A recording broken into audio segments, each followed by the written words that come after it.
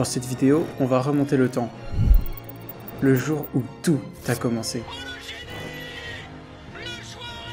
Ça fait maintenant 5 ans que je réalise du montage pour YouTube. Et aujourd'hui, je vais t'expliquer tout ce que j'ai appris, mes meilleurs conseils comme mes pires erreurs.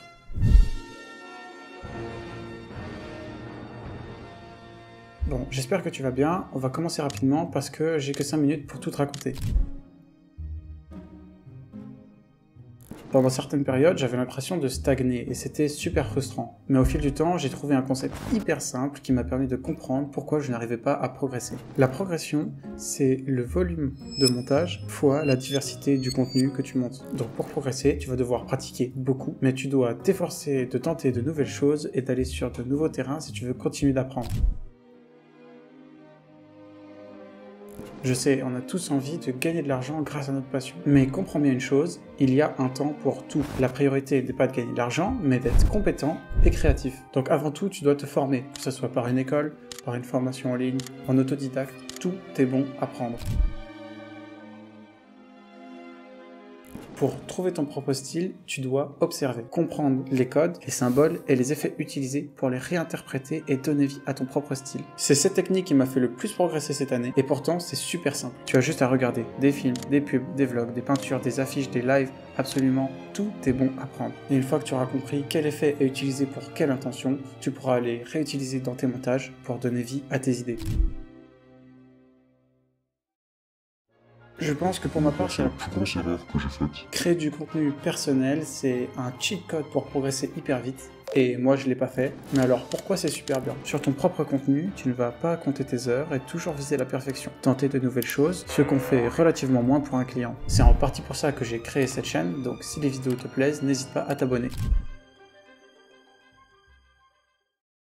Quand on se lance en freelance, le gros conseil qu'on retrouve partout, c'est de choisir une niche. C'est un choix de niche. Je dois faire pour choisir ma niche. On va parler de votre niche. Identifier une niche. Comment est-ce que vous pouvez trouver une niche De niche. Comment trouver une niche Comment trouver une niche Pour trouver ta niche. Et je trouve que c'est le pire conseil. Ton objectif doit être de travailler dans un domaine où tu es à l'aise et où tu es performant. J'ai tendance à dire que ce n'est pas toi qui choisis une niche, mais c'est la niche qui te trouve. Je ne pensais pas avoir de niche, car je montais pour des clients avec un contenu assez divers. Mais en regardant de plus près, j'ai compris que je montais énormément de podcasts. Et 90% des personnes qui viennent me demander du montage, c'est pour des podcasts. Et c'est pas anodin. Je me trouve bien plus à l'aise sur du podcast que sur une vidéo gaming. Le dernier conseil, c'est le plus bateau, mais c'est aussi le plus important. Mais t'inquiète pas, je vais pas te donner des conseils bateaux que t'as entendu déjà 50 000 fois. Tu vas venir créer un dossier avec le titre. C'est pas compliqué, tu mets un sound effect quand il y a un mouvement. J'ai un dossier rush avec mes rushs vidéo. Je vais te donner concrètement le tips qui m'a le plus aidé pour le montage. Pour commencer, tu te crées une bande de son avec des fichiers bien renommés. Et si tu peux mettre une nomenclature, c'est encore mieux.